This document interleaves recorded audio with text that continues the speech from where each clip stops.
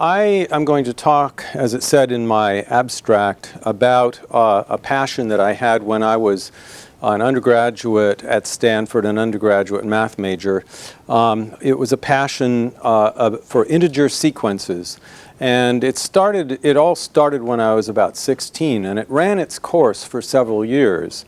And I will be telling some of that. I can't possibly squeeze it all into a 1-hour lecture. It was a well, not many, but several year adventure sailing on the seas of mathematics. And I was convinced at the time, somewhat naively, that I was going to become a very, very good number theorist and a well-known mathematician. Well, I did these explorations at that period. This is 1961, roughly, to about 1965. And then I took a year off, and when I went back to graduate school at Berkeley in 1966, I hit what I call my abstraction ceiling. Now, this is a sensation that probably many of you have experienced. I suspect that it's somewhat endemic to mathematics. I don't know. On the other hand, those who remain in mathematics maybe haven't yet hit their abstraction ceiling. I really don't know. But I certainly hit it, and it was a very strange sensation because I had been convinced that I was just cut out to be a mathematician, and then it turned out that inside my head there was this barrier that I was banging my head against, which is slightly paradoxical, but it was a very sad thing, and I'm not going to go too much into that. I may toward the end of the lecture, but I just wanted to give you a little bit of a prelude, because this talk is very concrete, very visual, or at least very concrete, not very abstract. And I've been told, I actually gave essentially this talk a few months ago, and when my inviter, I said, it's going to be very elementary, and my inviter said, great, we need something elementary. We're tired of talks where we only understand the first 30 seconds. And so hopefully you'll understand this entire talk. So I'll just run through a number of sequences and things that I explored over that period of time. It's now over 50 years ago. It's a long time ago. So we begin with the notion of triangular numbers, because this is where my first exploration started, and I'm sure you are familiar with this notion, the sum of the first n integers, whose formula is given below. I asked myself, for reasons that I could reconstruct, but it's not terribly important, what is, now maybe I can blow this up a little bit to make it a little clearer, and try some techniques of moving things around. Yeah, good. Good. All right, so I asked myself the question, how are the triangular numbers distributed among the squares? Can you see can you read the things that are printed here, or do you want me to enlarge it further? I know you are okay, but how about at the back? A little bit bigger? I'll see if I can do that. Yeah, I have to do some more adjustment. Okay, so this gives you the sense of it. So I just wrote out some of the squares, well, the first few squares and the first few triangulars, and I aligned them in such a way that I can count how many triangulars there are between squares, and I count, when they coincide, I count the triangular to be to the right of the square. So that happens at 1 and 36 and some others. So I got this sequence consisting of 2s and 1s, and as you can see, it doesn't just go 2, 1, 2, 1, 2, 1. In fact, it has a kind of an irregularity to it, which intrigued me. And so I wondered what the nature of this sequence was. And come on. Oh, I have to. Oh, there we are. Yeah. Okay, so there it is. I'll blow it up a little again.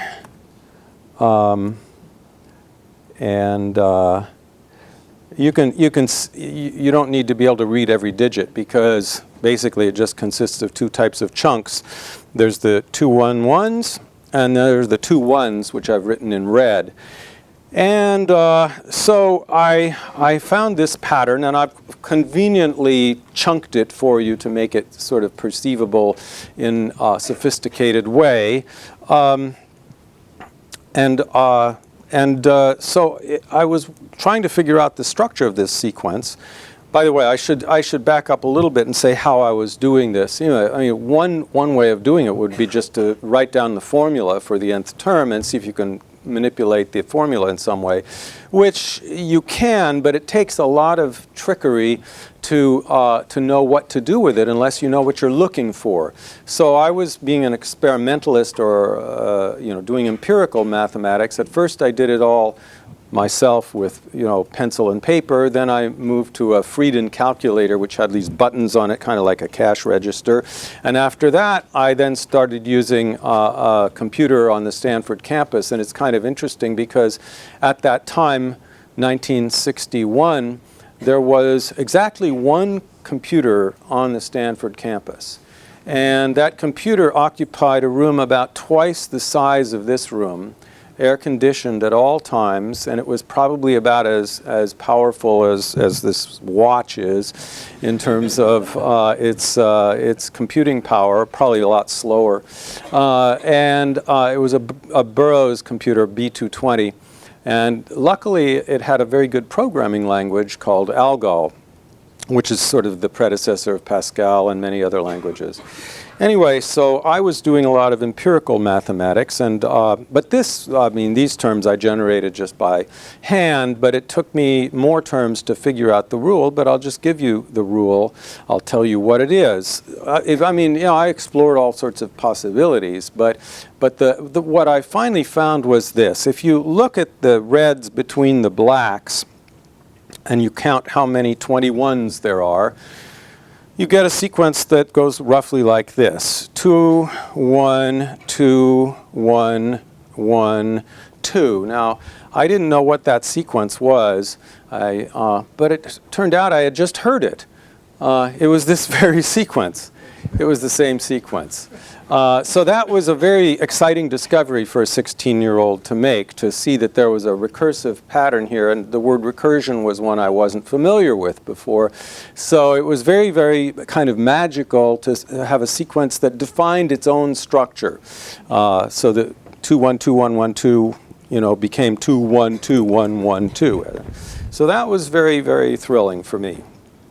And as I really savored that experience. I wanted to go on and re-experience it in some way. And so I thought, well, what is the natural generalization? I had been talking about triangles and squares, so the natural generalization to me seemed to be to go upwards in the world of polygons. And so I think I had maybe seen, or maybe I invented, this idea of pentagonal numbers. I probably had already seen it somewhere, but I reinvented it anyway.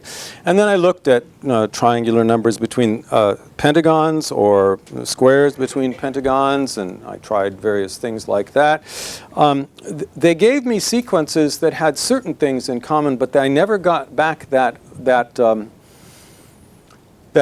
sense that if you counted something in the sequence between something else, you would get the same sequence back. I never got that same experience. And so I was a little bit disappointed, but at the same time I was driven on to explore more generalizations. And so I'll just give you a sense of the kinds of generalizations. Oh, that was a geometric generalization. This is an algebraic generalization. It were the same numbers.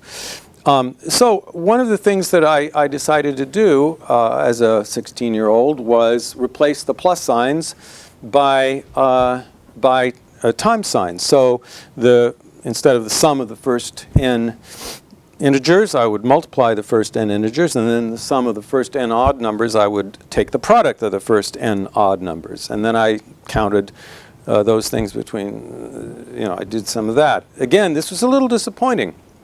It gave me something, but it wasn't very analyzable. So I mean, it's not a bad problem, perhaps, to explore, but in any case, I didn't explore this any further, and I kept on looking for more kinds of sequences to count between other sequences. And one of the natural things that occurred to me was powers of 2 between powers of 3, and that's what I've written up at the top. And you can see that it also consists of 2s and 1s in a kind of a funny way, except that here it's the 2s that come occasionally once and occasionally twice in a row. So if you calculate the nth term, now here I'll do just a little bit of calculation. The number of powers of 2 below any number is log to the base 2 of that number with the greatest integer sign around it. So if you want to know between two numbers, you make a subtraction of this sort of a thing. And when you plug in for these things the 2 powers of 2, successive powers of 2, or of 3, I should say, you then get an expression that looks like this, since the log of 3 to the n is n log base 2 of 3. So you can just, that's that number there, alpha, and this is the formula for the nth term. Now it's interesting to me that at about this stage, when I was exploring this sequence, I went to someone who was sort of my mentor in the Stanford math department named Gordon Latta. He wrote a book with Polya once on complex variable. I don't know if any of you have heard of him or are familiar with him, but he was an extremely nice person and was always helpful to me. And at the time, I told him that I was going to explore different values of this constant alpha, namely where I would variabilize 2 and 3. I was going to count different integer powers, the powers of 7 between the powers of 11, for example, or the powers of 6 between the powers of 7, or whatever it might be. And Latta sort of smiled and he said, well, gee, why don't you just let alpha be any real number? Why are you only letting it be this restricted set of real numbers? Which incidentally is a dense set, so essentially it covers the real axis in any case. But and I thought that's interesting, and I guess the reason was that I had started out thinking of it always in terms of I was thinking of counting something between something, and it always gave me something that had sort of a 2-integer family of sequences, but this was a real number parameter thing, and it just hadn't occurred to me. So I decided I would explore that. But to give you a sense of it, I will show you what happens. This is before I took Latta's advice. This is another sample of this counting powers of something between powers of another integer. So let me blow this up a little bit so you can see it a little bit more clearly. You don't need to see many details. It's just the basic idea that at the top row you have 1s, lots of 1s and occasional 2s. And the number of 1s is 5, 5, 5, 6, 5, 5, 5, 5, 6, 5, etc. And then here you have a sequence of 5s and 6s, and occasional 6s and numbers of 5s. But the numbers of 5s vary, 4, 4, 3, and of course now we have occasional 3s, and so forth. So what you can see is that you're getting, each level is going to consist of 2 integers that are neighbors to each other. And sometimes it'll be the larger integer that is the frequent one, and the smaller one that is the fence posts, you might call it, or the separators, and sometimes it'll be the other way around. But in any case, that's what happens. And so, oops, oh, it changed its view. No, it didn't. Okay, just a minute. Okay, I guess it only likes certain. Anyway, okay, so I defined what I called the eta sequence of this real number parameter alpha, the kth term, as this. And it's always composed of 2 integers, the 2 integers that flank alpha on the real line. The closest one, which I called the coun, they both begin with the letter C, and the second closest one, which I called the sep, and they both begin with the letter S. And the sep is the separator. It's the one that's less frequent, and it occurs occasionally. And the count is the one that occurs in little clumps, and the clumps are of variable length. And so just so that we have this definition of count and sep, for the square root of 2, which is closer to 1 than to 2, the count is 1 and the sep is 2. For the golden ratio, which is closer to 2, the count is 2 and the sep is 1. For pi, it's 3 and 4. For e, it's 3 and 2. So those were the this was a definition, and so here was the first big kind of theorem that I encountered and proved, which is that if you have an eta sequence for some alpha, so you have some counts and seps, occasional seps and some counts, and I just counted the counts between the seps, and I get this next row down. The question is it another eta sequence with a different alpha? And the answer is yes. And so I called this the derivative sequence. So the derivative of an eta sequence was the eta sequence of a number that I called the derivative number. In other words, the derivative of the eta sequence of alpha is the eta sequence of alpha prime. Or eta prime of alpha equals eta of alpha prime, where alpha prime is computable from alpha in this fashion. Can you see this from where I'm sorry for the smallness, but I think it's going to be hard if I have to every single time change the size.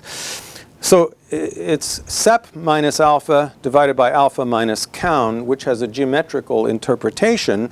That is, if this is alpha and these are the two integers that flank it, then sep minus alpha over alpha minus count is the ratio of the larger distance to the smaller distance, and so that gives you the this thing, and it's always at least 1.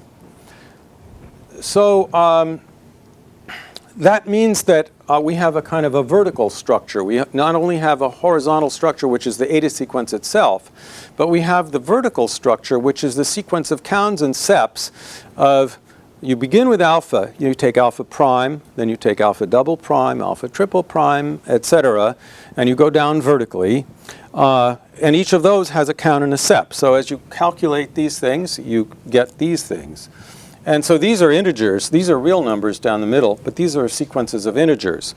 And so just to give some examples of that, for the square root of 2, it turns out, if you calculate it, which is trivial, that the counts are always 1 and the seps are always 2, because the square root of 2 prime square root of 2 is its own derivative in this sense. That is, if you calculate 2 minus the square root of 2 over square root of 2 minus 1, you get itself back.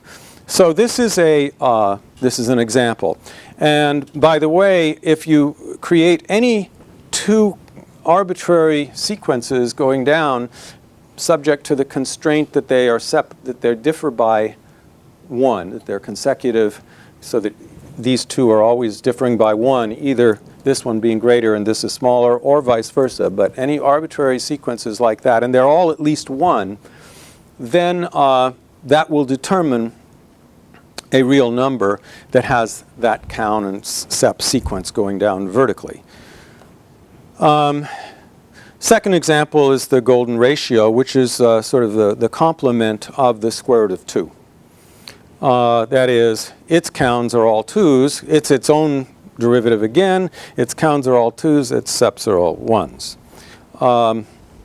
So I was naturally interested in other examples, and I took famous constants, and I was using I mean, when I could prove things, I would prove them. It was trivial to prove that the square root of 2 was its own derivative, and same for the golden ratio. But with E, it wasn't so trivial to see what was going on, so I went to the computer and I just fed in the first 10 decimals of E, or 12, or whatever the computer would allow me to do, and I got out this sequence of vertical sequence of counts, E prime, E double prime, E triple prime, and so forth, and this sequence of seps. Now, as I looked at this, I saw my eyes sort of popped out, because I saw that here we have here we have 1's every other term. Here we have 2's every other term. I don't think I said it quite right, but the point is that if you extract the 2's every other term, you're left with 2, 3, 5, 7. And I thought to myself, oh my God, no, it's not possible. The prime numbers are coming out. I have a formula for the prime numbers. If you can't read this, this could be the discovery of the century, depending, of course, on how far down it goes.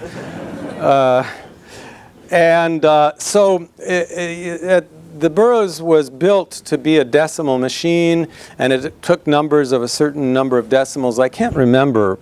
It was, maybe it was 15 or 16 digits, whatever it was. It only was reliable up to that point. And so I had to get what they called a triple precision package, which was a set of punch cards written in machine language. It was about 400 punch cards that I had to attach to the back of my deck of cards. I was programming on cards, and I had to put it in together, and then the machine would accept that and would calculate everything in triple precision, meaning about 50 decimals. And so then I gave it 50 decimals of E and had it check and do the thing, and what it came out was the rest of the pattern. It was a pattern all right, but not so exciting. 2, 3, 5, 7, 9, 11, 13, 15. The odd numbers, except with a little glitch at the beginning.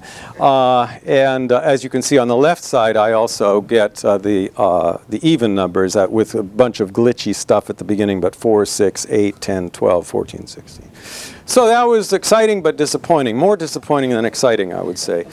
Nonetheless, it was very interesting to me, and so the question was, for example, there has to be a counterpart number to E that has this as its sep sequence, and it has this as its count sequence, and that must be a very important constant.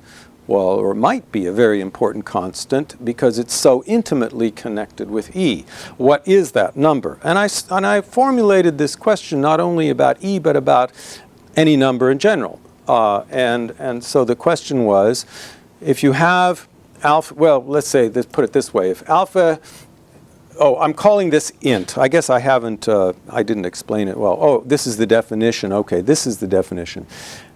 Alpha is the int of beta, and beta is the int of alpha, means that the count sequence of alpha is the sep sequence of beta, and the sep sequence of alpha is the count sequence of beta. In other words, you just interchange the two. You get one of them, interchange them, and move back, get the other one. And of course, it's symmetric. And int stands for interchange. So my question was, what is this function like? I did calculate it for a lot of famous constants, and I didn't recognize any of the values. But the question was, what does this function look like? And so this is actually not the first plot I had. This was done on a Mac probably 30, 40 years later. I think it was, well, it couldn't have been quite that later. It was probably 25 years later. Nonetheless, it's something like what I first saw. It's probably a little more detailed than what I first saw. This is like 100 values. I probably saw 20 values. So actually, this is giving you a lot more structure than what I originally saw. But I did see something like this, and I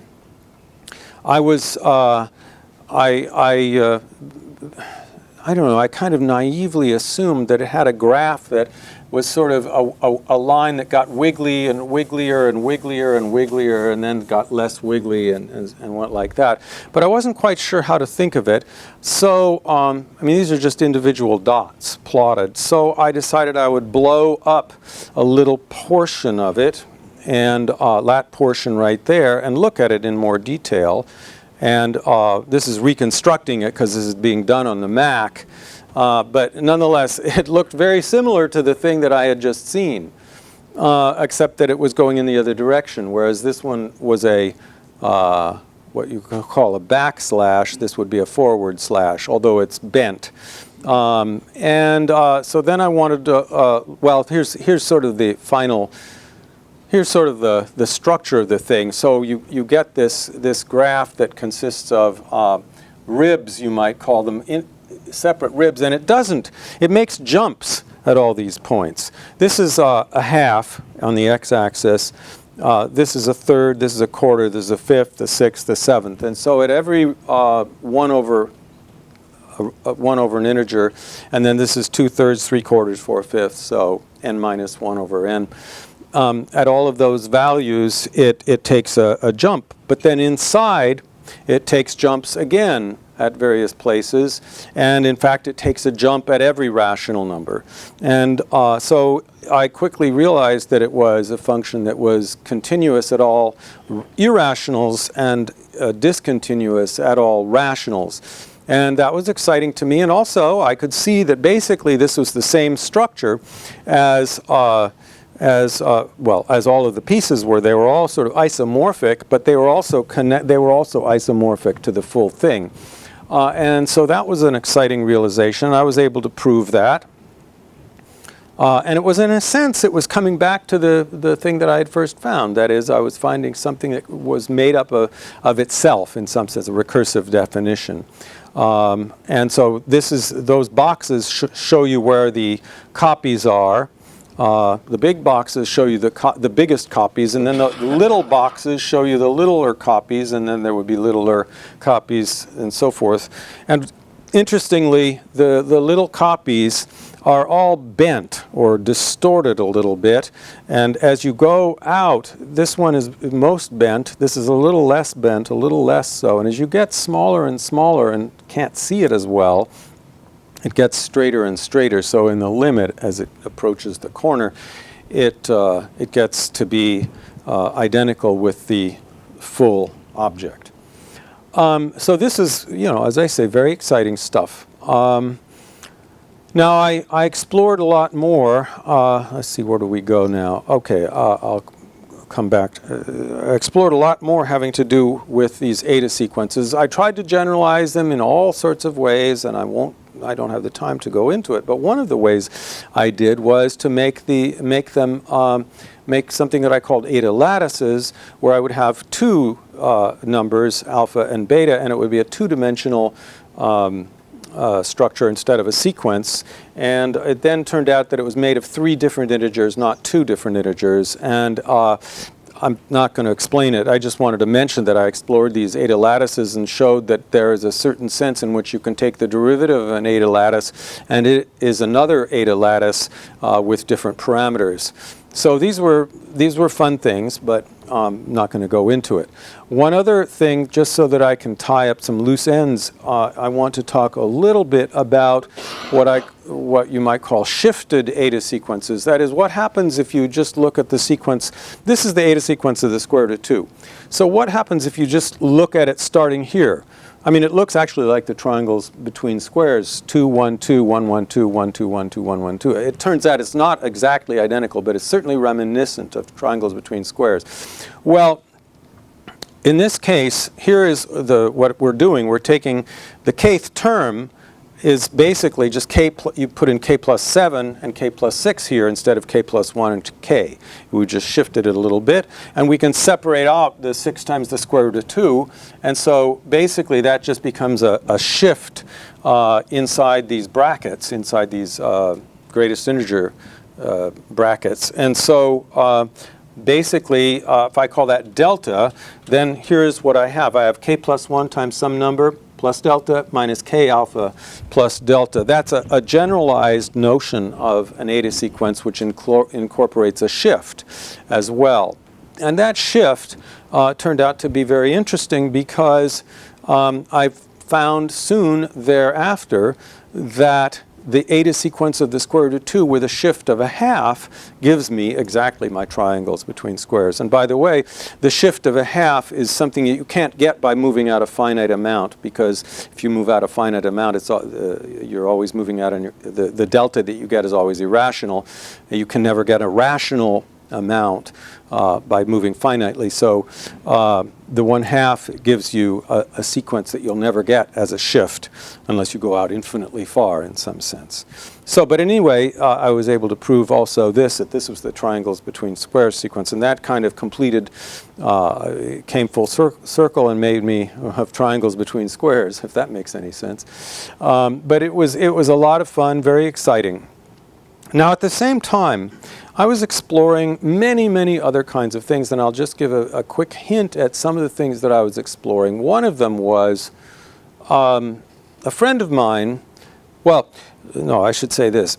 I read a column in Scientific American by Martin Gardner about the game that he called, or that was called, Eleusis. Do any of you know this game? Well, it's a game played on a board where you have cards. And you place the cards all face down. I think it's a 5x5 board, and you, as the you are the designer of the pattern, and you hide a pattern. You have to have a rule for what you're putting on the board, the cards that you place on the board, and your opponent can ask you about any card, and then you flip it over, and the idea is they're trying to guess the pattern as quickly as possible. Now, I don't remember the full details of the game of Eleusis, but it inspired me because in his column, Gardner said that this was basically like the process of scientific induction of patterns. It was doing science. You can do experiments. You can expose little bits of a pattern, and then you try to guess the pattern as quickly and as efficiently as possible. And I liked this idea, and it occurred to me that you could do something a little bit more mathematical if you created function definitions, integer functions, where every function the person could ask you, what is f of 7, what is f of 11, what is f of 9, and so forth, and you would give answers, and they would then try to guess the function. Now, we worked out the rules for this game in a very nice way, such that you were penalized if your function definition, which was an equation, was big and long and complicated. And so if your function was very simple, but it was chaotic seeming, then it was really good, because it would be very hard to figure out the pattern, but it would be a very simple rule. That was, of course, hard to find. But that was the basic idea. And so I remember playing it with my friend Robert over and over again. And this was one function that I invented. And we did allow recursive definitions. So this was a recursive definition, a double recursion, where g of 0 is 0, and then the nth term is defined in terms in this manner. And it turned out that this was actually a very interesting thing. So here is a way of displaying it. I don't know if you can read it, but perhaps you don't need to. These are the successive integers just written out. 1, 2, 3, 4, 5, 6, 7, 8, etc. This is, if you want to know what g of n is, you look at g, you look at n, which is, say, 7, and you just go down one link. So g of 7 is 4, g of 4 is 3, g of 3 is 2, and so forth. So I was just displaying this function's behavior in this kind of a tree. And it turns out that if you move up this right-hand side, you get the Fibonacci numbers. And the tree has a very nice geometrical structure. That is, when it branches, as here, on the left side there's immediately another branch, and on the right side there's a little tree of height 2. See here, there's not such a tree. But on the right side there's always a tree of height 2. And on the left side there is never. So that was the geometrical structure of this thing, and I thought that was very nice. Oh, I should also point out that if you move along here and count the, I don't know what you would call it, the multiplicity of the branching, it's 2 here, 1, no, sorry, 2, 2, 1, 2, 1, 2, 2, 1, 2, 2, and that happens to be the eta sequence of the golden ratio. So I found an eta sequence in this thing, to my surprise. Of course, I was hungry for more, what the most, there's the recursive definition that I just told you. I was hungry for more. I'm going to skip that. You generalize from 2 to 3. What do you get? Well, you get this. And it's exactly the same phenomenon, but now the trees on the right side are of height 3. Obviously, this is indicative of a pattern that goes on for any amount of nesting. You have some kind of interesting sequence going up the right side, which I won't talk about right now. Another thing that I did, as I pointed out to you,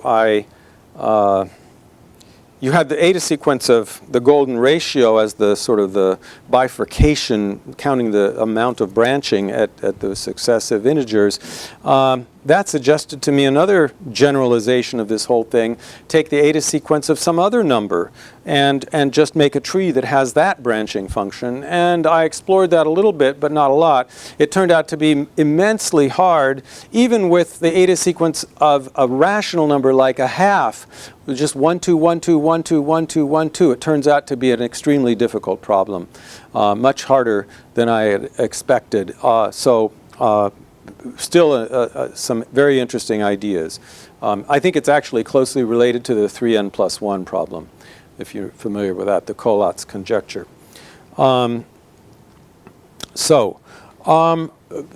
continuing in my exploration of funny functions defined recursively for the function game that I was playing with my friend Robert. Oh, well, here was a tree. I guess I haven't yet.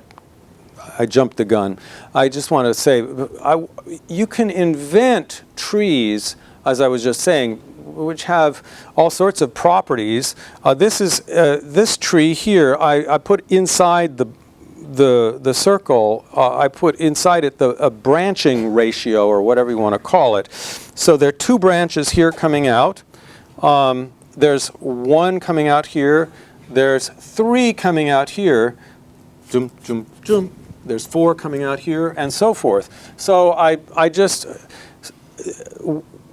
what I decided to do was to have each horizontal row be the sequence of integers up to, sorry, I'm not saying this right.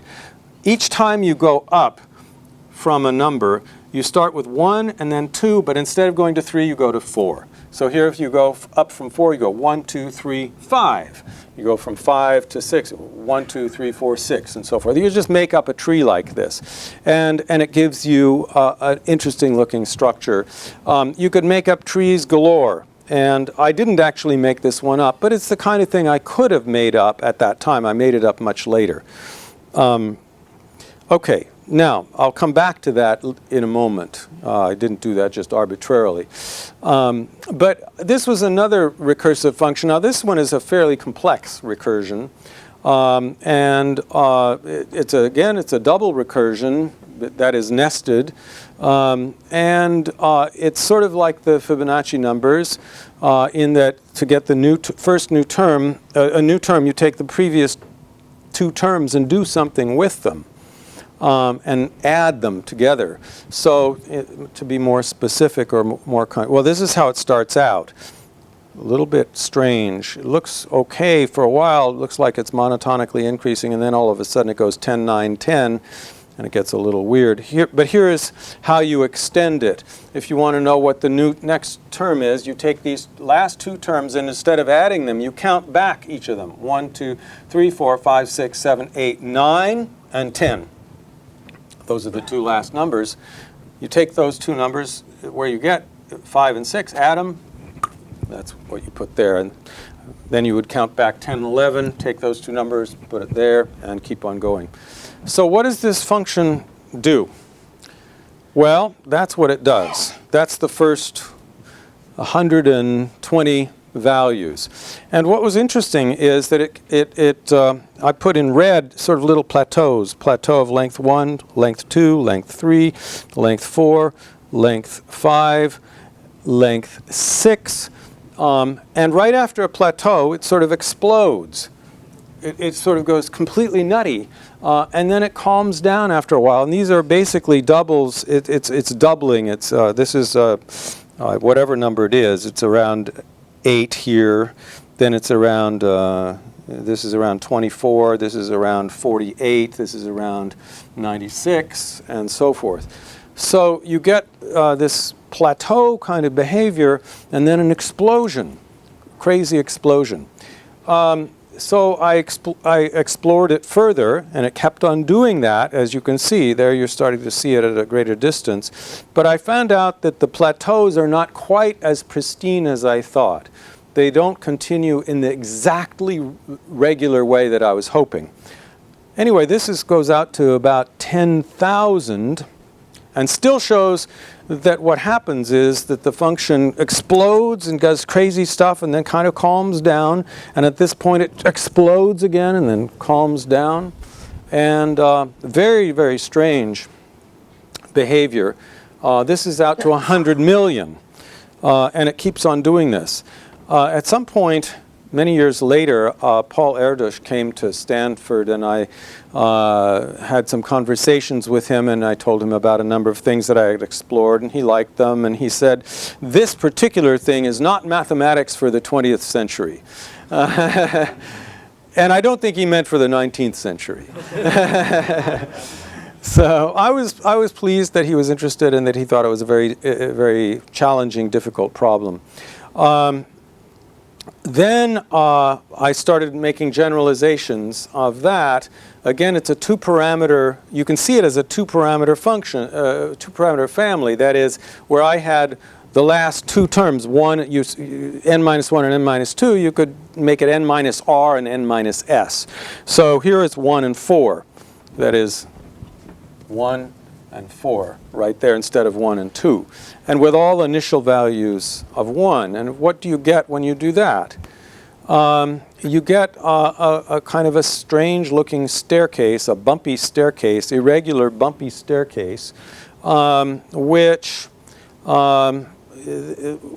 if you take the lengths of the blocks in this sequence, that is how, this is constant for a while, 4 in a row, constant, then it goes up by 1 and keeps on going up, so the blocks are only of length 1, then the block of length 2, and so forth. If you take the lengths of the blocks, you get a pattern, a sequence like this, which at first seems to be pretty chaotic, but then you realize it just consists of 1s, 2s, and 3s, except for the first initial 4. And there turns out to be a strong pattern in it, which I'm not going to go into. But again, it's a pattern that involves doubling. If you take the terms from 40 to 80, you can get the terms from 80 to 160, and so forth. So this one was completely predictable, completely regular, whereas the other one was completely chaotic. No understanding of why that was the case. So here's the general form with the R and the S in it, and all initial values of 1.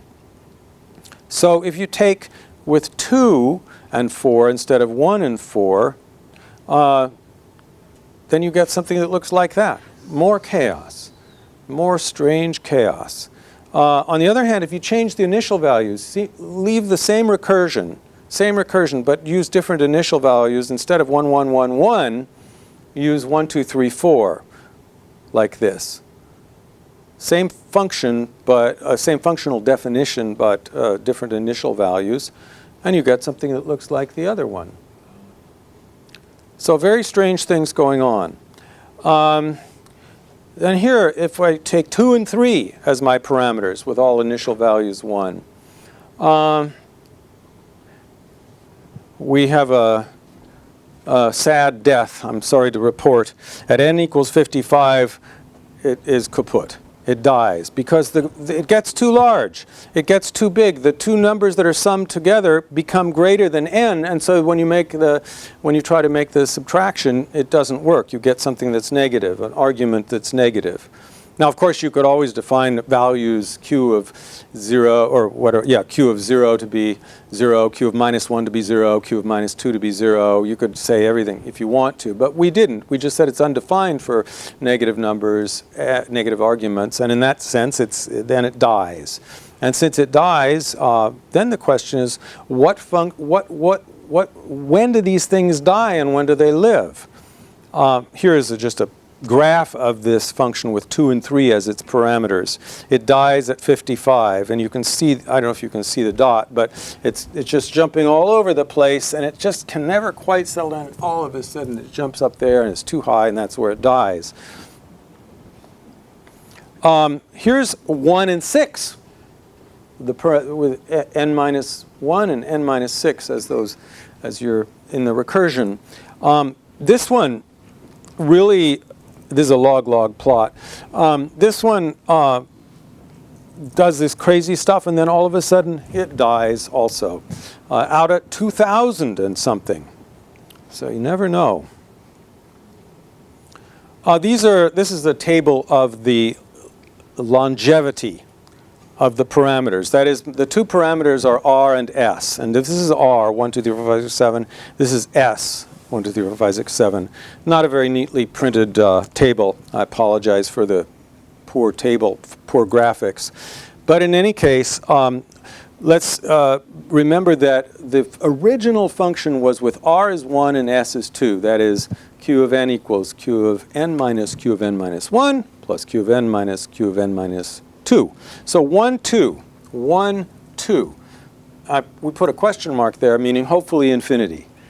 That is, hopefully that function, the original function that I showed you, the one that has the explosions and then calms down, hopefully that lives forever. With 1 and 4, that one we proved lives forever. But then look, all the others die with 1. All the others die. Just with 2 and 4, they don't. With 2, they die, except for in one case, with 2 and 4. And with 3, they all die. With 4, they all die, and so forth and so on. So this is a curious table. I didn't fill in this part because it's symmetric. It's just it's a totally symmetrical table. So all sorts of interesting things to be explored here. I'm just going to show you what this row looks like if you graph it, and also this row. The top 2 rows, not this thing, because that's just the index. So I'm going to just show you a graph of the first 2 rows. This is the top row. This is the death date, if you will, of the function. And this is the second row. This is the death date. And it looks like, well, it's a crazy looking thing, very crazy. I will blow up a bit of this for you. So I don't remember where it is, but there's somewhere I take a chunk of this and I just blow it up so you can see it more in detail. Oh, well, this is just the first one, and you can see more detail. I don't know, it's not very different, but there is, okay, there is a cloudy picture blown up more. If you see here, you can sort of see a bunch of stripes in here, about 1, 2, 3, maybe 4 stripes, sort of vague stripes. And if you look carefully here, you can sort of see those stripes. It's harder to see them, but there they are, sort of vaguely. Terribly chaotic.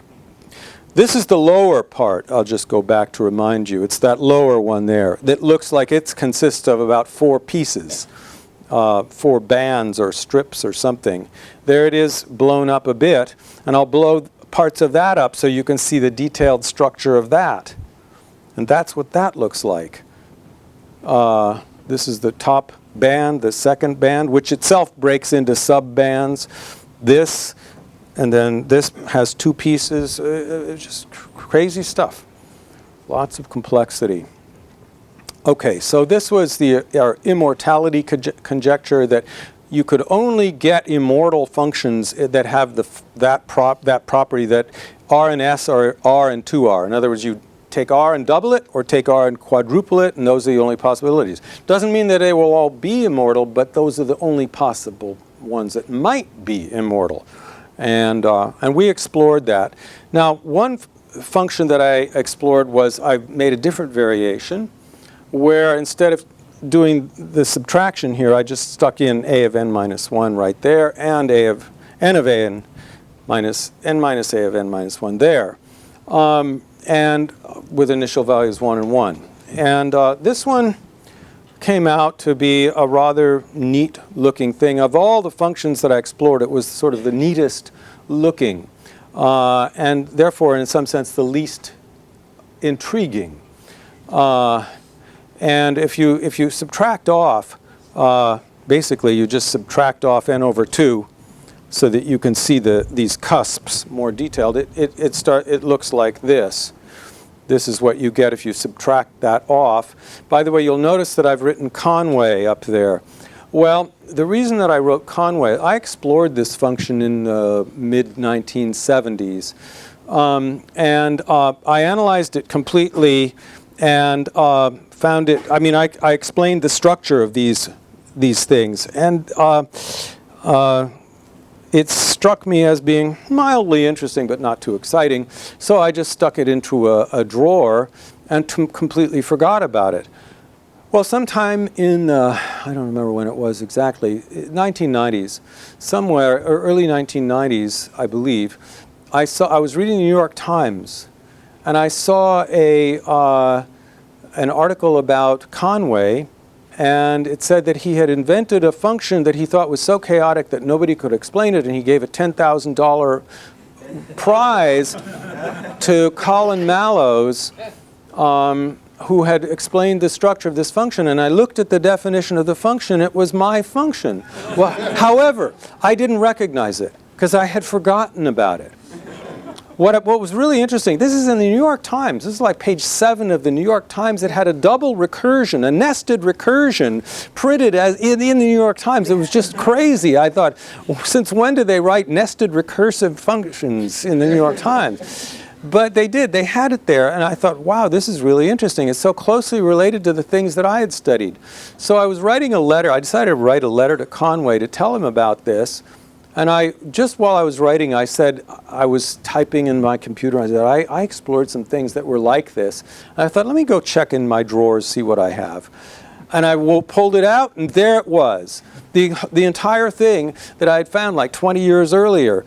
Well, I didn't ask him for a $10,000 prize, but Colin Mallows, I wrote it to him also, was very, very actually gracious and gave me priority, not for the proof, because I hadn't done a proof. I had done a complete analysis of it, but I hadn't proven it. So it's now known as something like Conway, Mallows, Hofstadter sequence, which made me pleased. And if you look at a tree that's associated with it, it's exactly that tree that I showed you before. That's why I said I didn't put it up at random. It has this nice tree structure. And this is the exact structure that I found when I put it into the drawer. This is what I had found. Okay, now I think I've come to a break point. Oh, there it is again. There are two different ways of looking at it. Anyway, there it is. Oh yes, okay. The last thing I wanted to say was after having hit my abstraction ceiling that was very painful, I decided that I would go into physics. This was not just a quick random decision or an easy decision. It was a very difficult decision, but I wanted to do something that will allow me to continue to be in mathematics to some degree, but not in as abstract of kind of type of mathematics as they did at Berkeley in graduate school.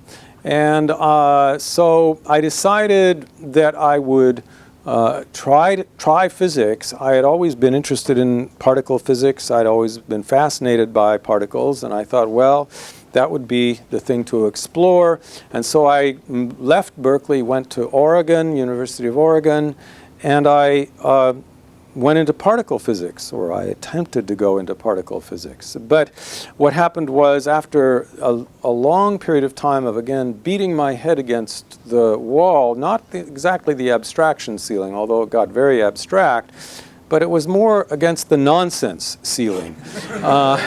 And I really felt as if particle physics was getting too loony for words. And it troubled me a great deal. Now, I'm not going to argue with a particle physicist about whether what I'm saying is true or not. This is not necessarily a question of truth. This is a question of aesthetics. I mean, I would look at stuff in particle physics and I would say, this is hideous. And the particle physicists at the University of Oregon would say, it's beautiful. And so it was a question of a matter of opinion. But my opinion was very firm, and that sense of hideousness was also a sense of bewilderment, because I couldn't, if it looked so hideous, I couldn't believe it was true, and if I couldn't believe it was true, I couldn't possibly do any research in the field. So I had to drop out, and this was after several years of graduate school, and I was getting up there. I was around 28 or 29, and I was worried. I had invested a great deal of my life in grad school by that point, and I didn't want to drop out without a PhD. So I very tentatively talked with some physicists in other parts of physics at the University of Oregon, and I did what I would call slumming, because to me the only part of physics that I had originally thought was worth anything was particle physics, or possibly general relativity. But other than those, I thought everything else was slumming. I thought solid state, that's just engineering, and that's not for me. I'm not engineering. But I had friends who told me that it was really, I was thinking about it in the wrong way. And one friend told me, look, he said, you know, particle physics is done in a pure vacuum. Just real vacuum, nothing there. It's a isotropic, homogeneous thing. But solid state, you can think of the crystal. Solid state has to do with crystals, in case you don't know. Three-dimensional crystals, like orchards, but three-dimensional, you know, very beautiful geometric arrays, lattices. You can say that is a kind of a vacuum in which physics happens, but it's a discrete vacuum with periodicity.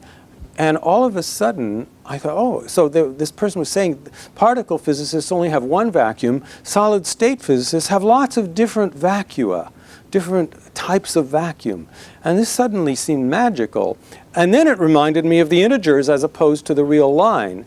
And I had always been in love with numbers, with number theory, which is a periodic subset of the real line. And all of a sudden, solid state seemed sort of like the physics counterpart to number theory. And I thought, wow, that's exciting. And so I allowed myself to switch my definition. I was no longer slumming. And I went to one physicist, Gregory Wanier, and he talked to me about a problem that was a very famous problem that had not been solved. It was a simple question, a very fundamental, deep question, which was, what if you have a crystal and you put a magnetic field on it, or you put it into a magnetic field, what are the possible energy levels of the electrons in the crystal, depending on the magnetic field. Now, I'm not going to be able to tell you about that in any detail, but I do want to tell you that it actually leads to a discrete version of the Schrödinger equation. And I'm not going to be able to explain this to you, but I'll just simply write down the discrete version, or something that looks very much like it. It's basically something that looks like this.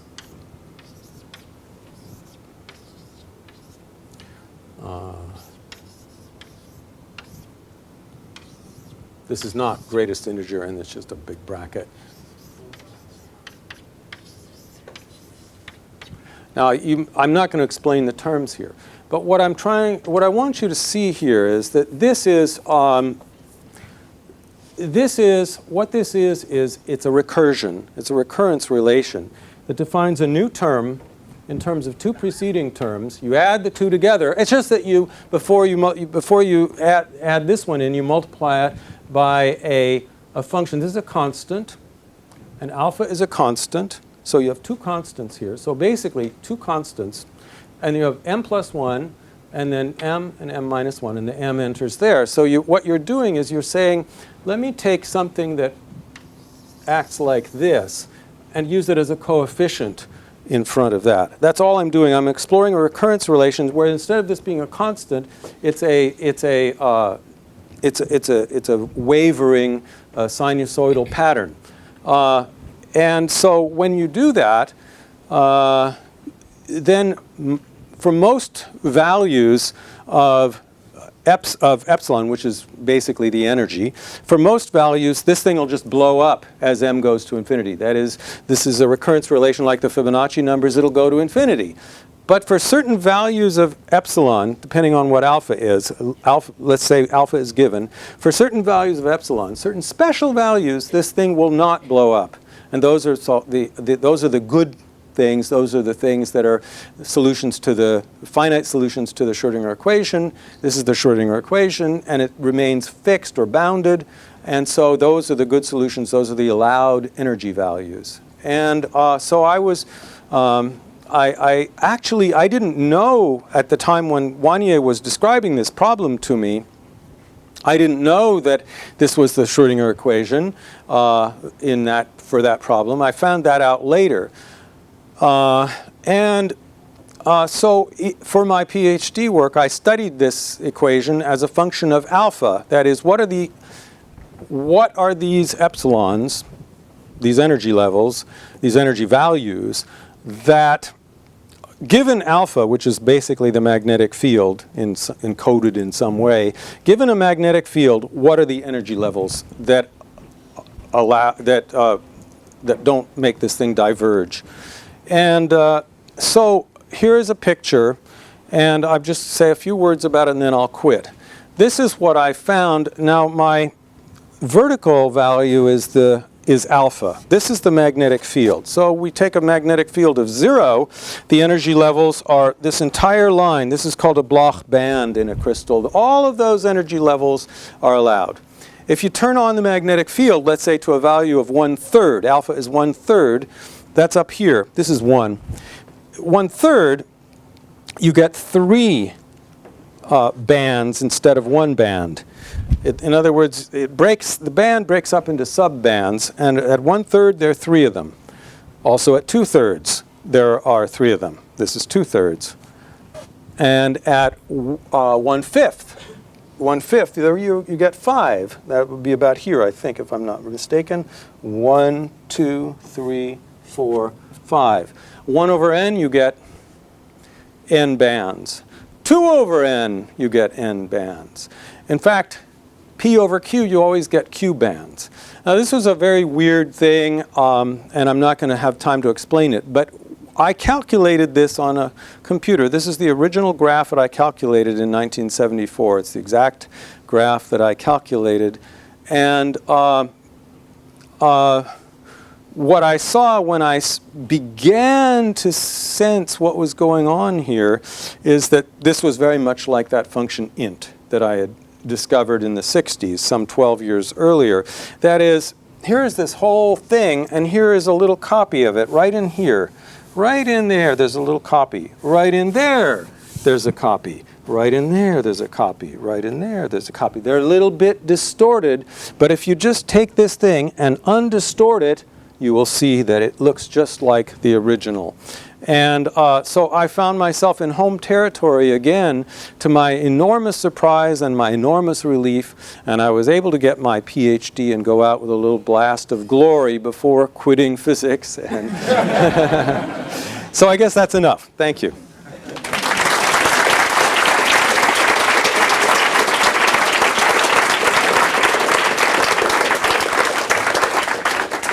So we have time for several questions, if any. Lauren? Yeah, Joe.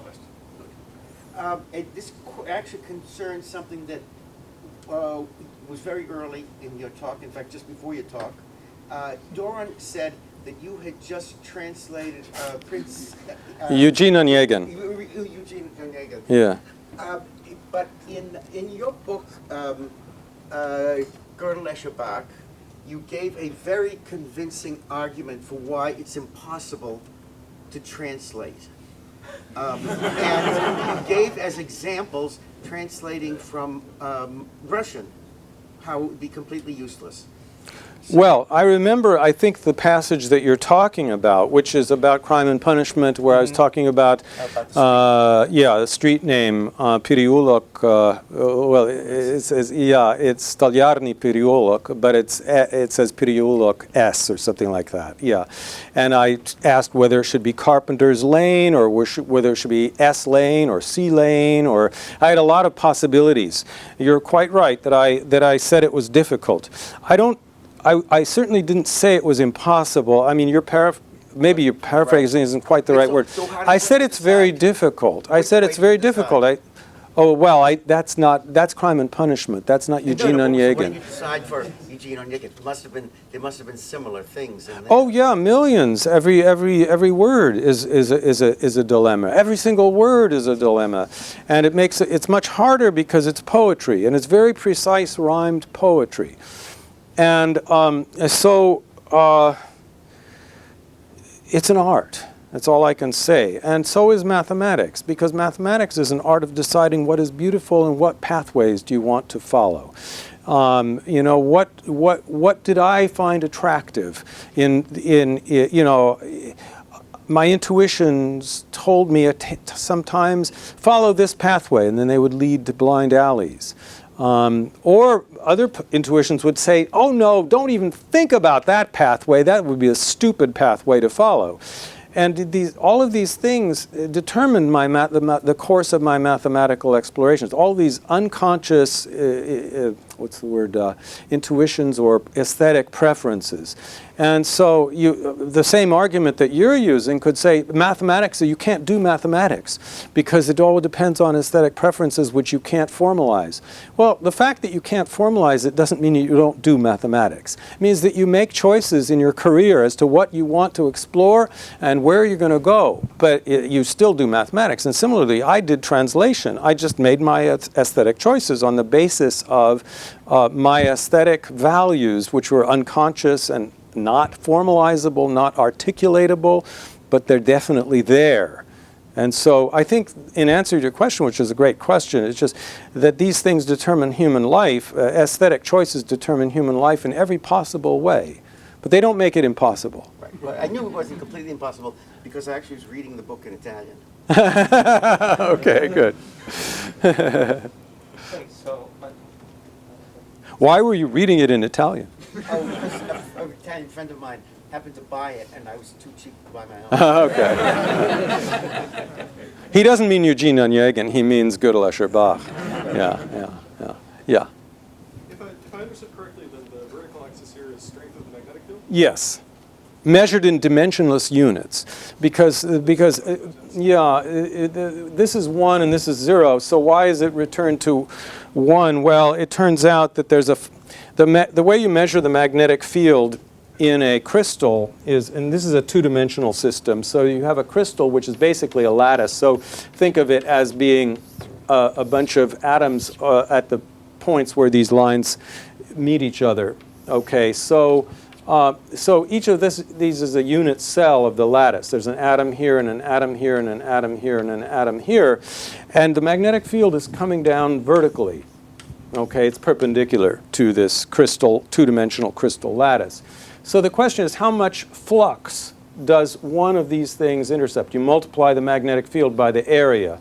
So this is A squared times the magnetic field. That tells you how much flux is passing through that little square. Now, it turns out that there's a fundamental concept, if I can remember what it is. I can't remember the definition of the flux quantum, but what is it? H bar C over E? H bar C over E. H bar C over E is what you might call a fundamental, this is the amount of flux in whatever units you want, MKS, CGS, whatever you want. This is a flux quantum measured in the same units. Divide this flux by this quantum, which is a fundamental constant of nature, and you get a dimensionless number. And that dimensionless number is what is plotted along here. So it's a dimensionless and very natural way of measuring the magnetic field strength in a crystal. Way back? I have a question. I'm kind of interested. You told the story disagreeing with the physicists about what was Yeah. Do you think that's because as physicists they were just willing to accept maybe a lesser degree of beauty, or do you think they actually had maybe a different, an entirely different aesthetic sense? Blue versus orange? Well, obviously, I think it's a less. But well, actually, to think that something that is hideous is beautiful is not just less. It's sort of got the sign flipped. It's like they think what I think is hideous is beautiful. So it's a question of we have different aesthetics internalized in our brains, and I can't change. I can't go in there and have a aesthetics transplant. I mean, my aesthetics is very deep inside me, and I can't change that. And you know, I think you have to say that in any field, the people who are motivated to go into that field are motivated to go into it because they love it. I was motivated to get out of it because I hated it. But it took me a long time to realize that. And I mean, 6 years of hitting, or 7 years in physics. And it was very difficult. And even after doing solid state physics and finding this structure, I knew this was a one-off thing. I don't know if one-off is the right word, but it was a unique case. I wasn't going to be able to make more discoveries of this sort. I mean, I had happened to be very lucky and so forth, and I was glad to have done that, but I wasn't going to be able to repeat that. You know, I could see the handwriting on the wall. I wasn't cut out to be a physicist, certainly not a particle physicist, but not even a solid state physicist. I don't know why I put in the word even.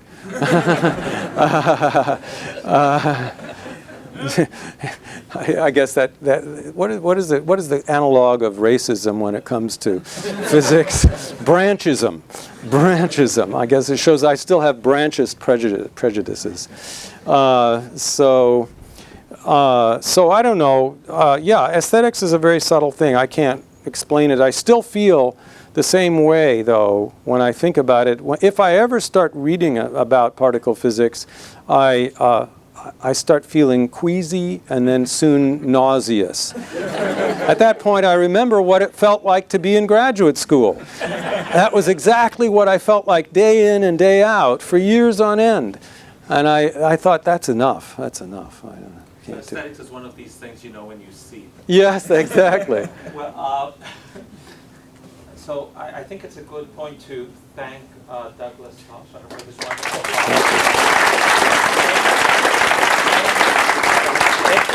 And for